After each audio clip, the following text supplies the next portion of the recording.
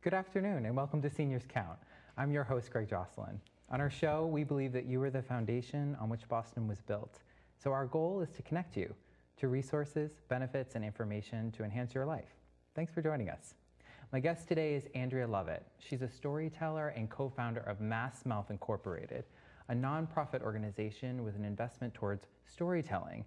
As they put it, we're interested in connecting people to their stories to connect people through their stories. Welcome to the show, Andrea. Thank you. Thank you. Good to be here. So because we're talking about storytelling today, I thought it was fitting for you to share a 5-minute story that's a signature of Mass Mouth. So you told me before we started about the turkey story. So could you share with our viewers? I would love to tell you the turkey story. The turkey story is a true story. In my family, we always had stories that happened around the table. This is a story that happened a little bit before we gathered around the table. And I should tell you before we start that growing up, my parents were very different. My father was a man that liked everything in the box and everything had a place. And my mother was a person that chaos danced around her like a party dress. Things always happened around my mother. And the one thing they had in common was that they loved people and they loved the holidays, and they would invite lots and lots of people over for Thanksgiving or Christmas. Well, this one Thanksgiving, my mother had invited 27 people for Thanksgiving dinner, and I didn't even know half of them. I was sitting across from the mailman and my mother's hairdresser. Who knew? And she hadn't purchased her turkey, and it was the day before Thanksgiving. You see, she was very generous with her heart, but a bit frugal with her purse. So she was waiting for a good buy. And I was sitting across from her, and she was reading the paper early in the morning, and then her eyes sort of glazed over, and she looked, and she said, "That's it! Big Bird's cheap! Get in the car! The butcher block in the North End in Boston just opened." So we went in to Boston in the North End, and we drove to the parking lot of this new store called the Butcher Block. And there was a sea of cars. We couldn't find a place to park anywhere. And there was a line snaking out the door and around the corner, but my mother was not to be assuaged. She was determined we were going to get this bird. So we parked a little bit up the hill, and we walked down, and we took our place in line. And she was looking over shoulders and through elbows, looking for that bin with the Big Bird's cheap. And I knew she found it because her eyes fixated on the back. And when the crowd cleared, she made a beeline over for this bin.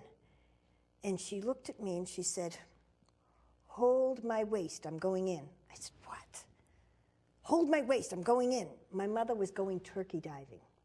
Now, my mother was not a large woman. And I held her waist, and it was not long before she was in the bin.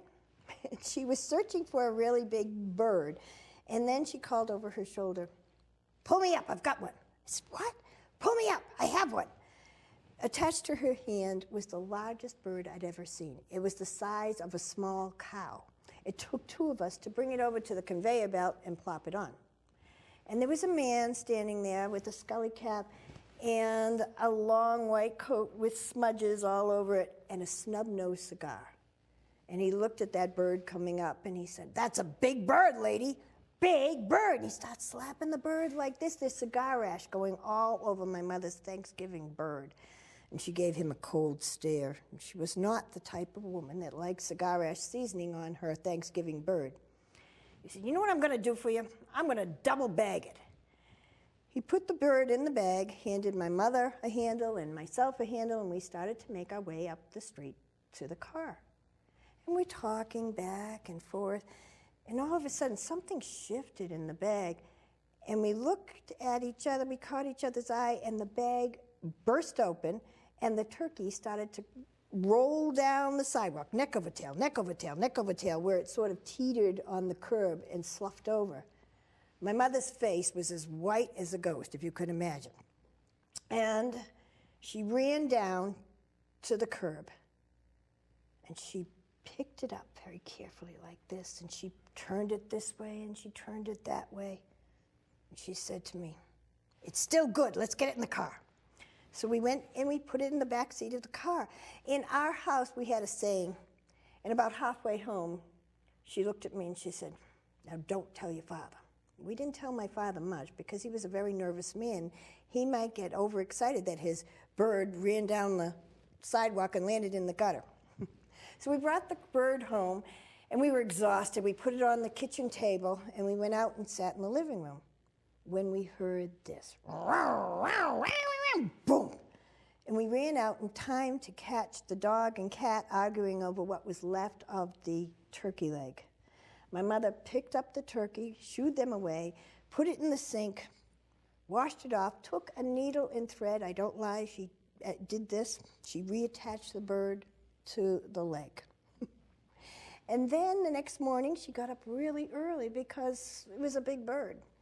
And she opened the oven door, put the bird in, and about 10 o'clock, the fire alarm started to go out. Wah, wah, wah. My father, that was the only thing he never got excited about because it happened every day. You see, my mother was that kind of cook. "Everything all right in there, Louise? Everything's fine." But it wasn't. When she opened the oven door, there was soot and grease covering the turkey. She took it out of the oven, put it in the sink, and washed it off. But I should tell you, my mother was a genius in the kitchen. She reached up and got the food coloring, yellow and orange she mixed, and then she got a paintbrush from my praying watercolor box, and she painted the entire bird with the food coloring and put it back into the oven. Several hours later, you look at me like this can't be true. Absolutely true, can't make this up. Several hours later, the turkey came out, and I have to tell you, it was a beautiful golden brown. It's just like they have on TV or in the magazines. And she gave it to my father, who served it up. And afterwards, he leaned back and said, "Geez, Louise, that was the best bird I ever had. Did you do anything different?" My mother looked at me, and I looked at her, and she gave me a look like, "Don't tell your father." Of course, we wouldn't, because he'd only get upset. He did not need to know that his turkey was tenderized by rolling it down the hill, pulling out dirt, grits, and sand, having the dog and cat argue over it, and then painting it later on after the grease. But if you want to know the best recipe for a turkey dinner, you might want to try that one. That's wonderful. So completely true story. It's true. No fiction. No fiction in that, no. And that's the signature of Mass Mouth, is that it's all true stories. They're all true stories. We like to say you can embellish.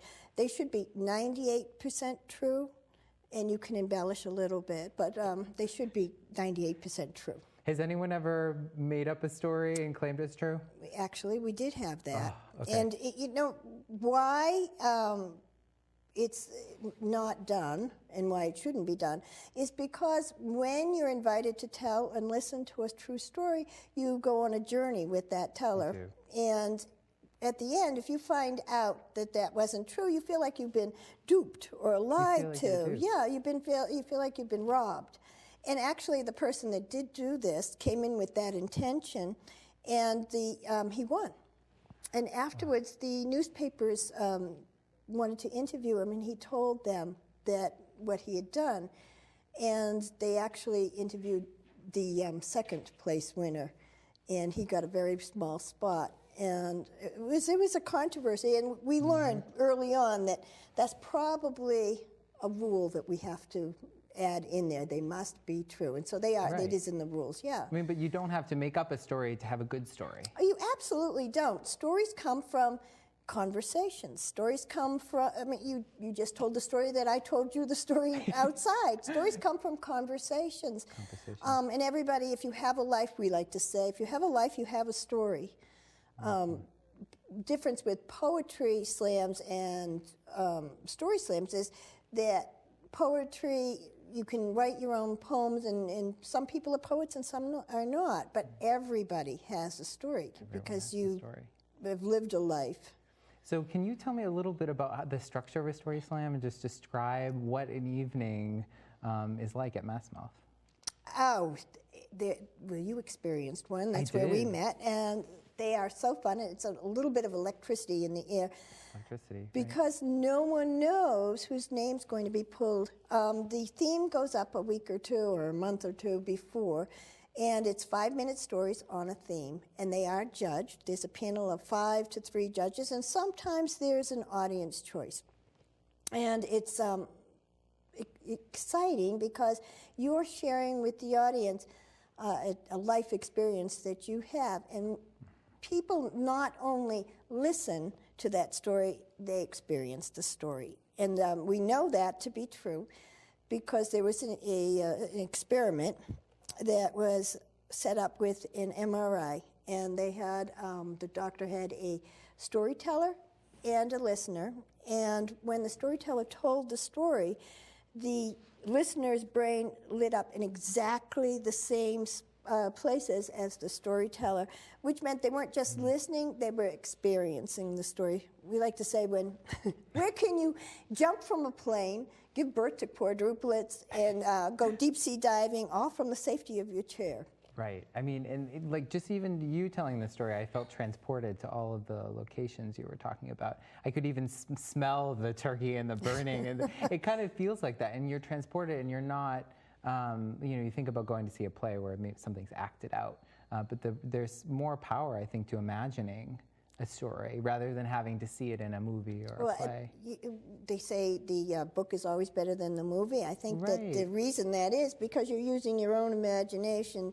Even though the author sets up the location and will give you details, you are imagining that place and that time, and you put your own spin on it.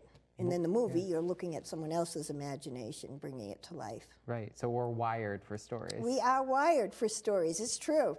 So it's a good reason to go to a Massmouth event. Absolutely, everyone should. We have people from teenage years, 18, all the way to 85. We've even had a 89-year-old get up and tell. And a powerful story. It was a World War II story, actually, and it was as if we were on the battlefield with him. So that's incredible. It is. And so when everyone's finished telling the stories, how does the judging process work? I mean, how do you grade a story? I'll tell you. And we don't have judges that, they're experienced people. If you have listened to a story, then you can be a judge. Because I see, right. You know when you hear a good story. Everyone knows when they hear a good story. But what we judged on is the story arc. Does it have a point to it? Does it have a strong beginning, middle, and end? Were you engaging the audience? Do you know why you're telling a story? Have you ever heard somebody and you're like, why are they telling this story? This has no point. I don't understand. A tangential story. Exactly. Right. You should know why you're telling the story. It should be self-evident.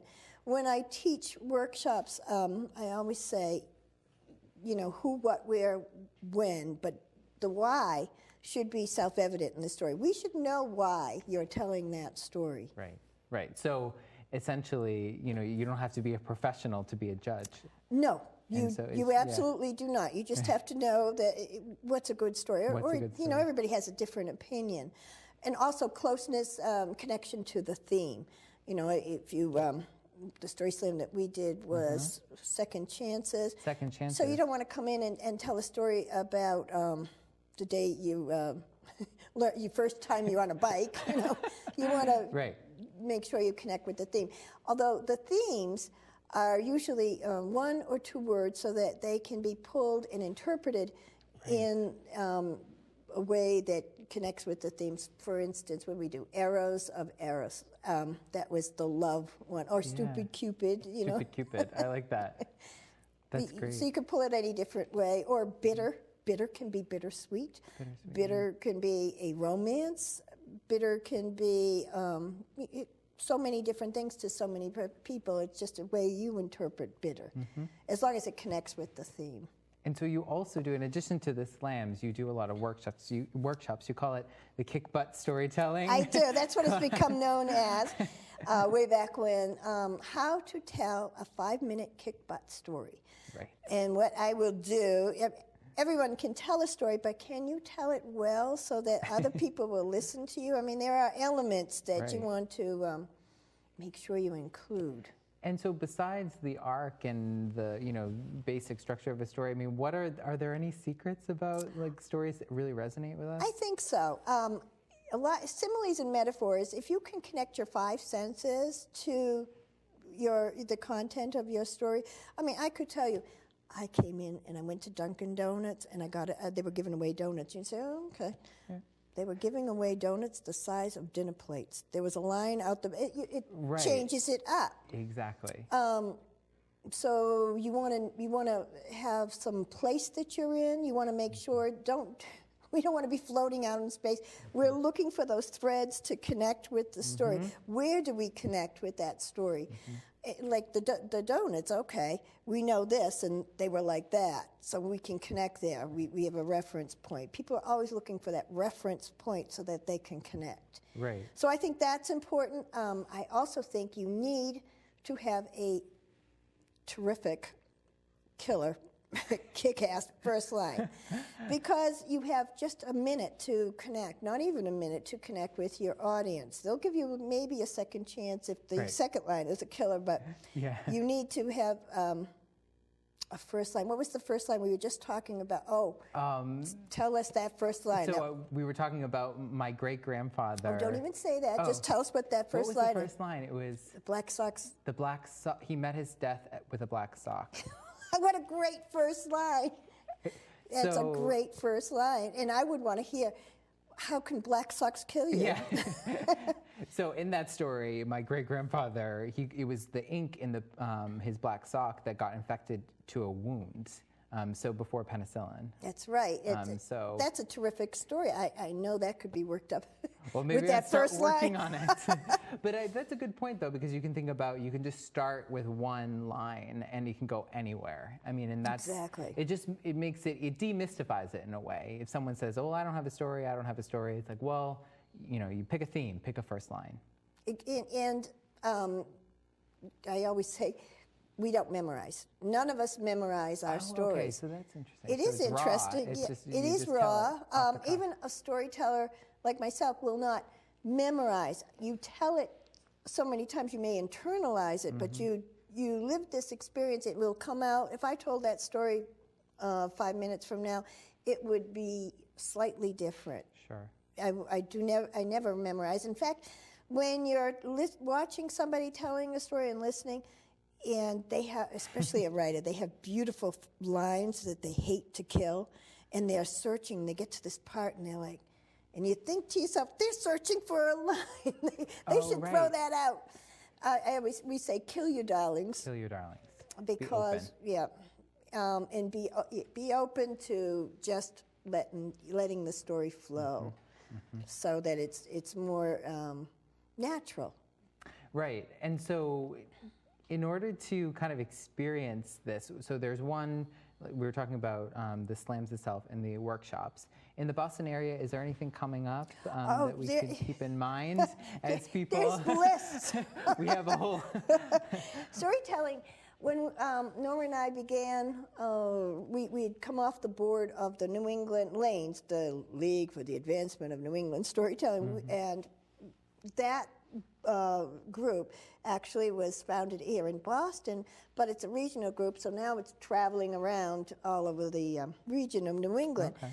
There was nothing in Boston, and there were places like Brother Blue in Cambridge had storytelling going, and there were pockets, but nothing really connecting. And people thought, well, storytelling is for children in libraries. And we said, oh, not so, not so. Storytelling is for adults. Storytelling is for everybody. We also have the Stories Live, which is the high school program. But what we did was we started surprising people, unexpected places, which was okay. It was a surprise. But Nora went to New York, to the bitter end where the Moth is, this little club, and she came back, she said, there are 300 people waiting to hear other people that they don't even know who's telling. And she said, we have to do this. I said, yeah. So we went, we took a hit for the team, and we went for all the bars around the Boston Common. And to their credit, no one turned us down when we presented them with this idea. But we stopped at when it was Kennedy's, which is no longer there. And the man that owned it, he said, do you mean that if I have you come here and this starts and takes off, Kennedy's will be known for storytelling? I said, yes. Yeah. And it was. Yeah. And still is to this day, even though it's no longer there. That was our foundation. And we sold out the first. Can imagine. Who knew? Yeah, what a surprise. All these adults came, and I forget what the first theme was, but we called everyone we knew when we were nervous wreck, but it's been sold out everywhere since. And many, many other venues have popped up. Nora and I always had said, a rising tide floats many boats, so the boats are now floating. Well, that's good. It's good to hear that. And so you do a lot of slams at Doyle's. Doyle's, well, I'm going to be doing a spin-off with Robin Maxfield, who has been the host for Mass Mouth at Doyle's, and is going to have a little bit different format. Okay. So those will be coming up, and those are going to be the first Sunday of every month. And people are used to Doyle's. Robin is the person in the neighborhood, and when she first started, I think half the room was filled with her friends, and there were 125 people there, so Robin's quite popular. So there's a long list, and so interested individuals can go to the Mass Mouth website. Absolutely. To take a look at That's what list. I would do. Mass Mouth has Club Passim there on the first Monday and the third Monday. Oh no, the first one is Trident Booksellers, and the second one is the third Monday, which is Club Passim. It's great. And Club Passim, as you know, is an old venue that's been around with Joan Baez and that's right. Lots of folk singers got their start there. So it's a real sacred place to tell a story. So lots of opportunities for storytelling and sharing, and not forgetting that stories come out of conversation. So we hope people keep telling them.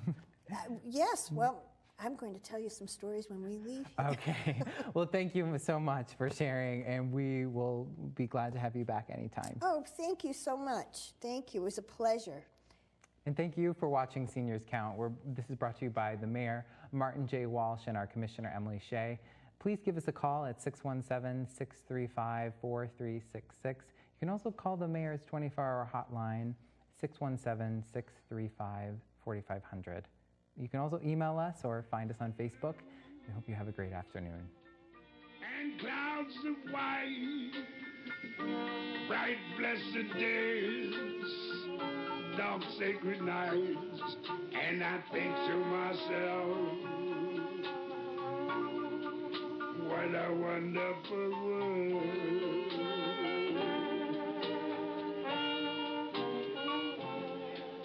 I think to myself,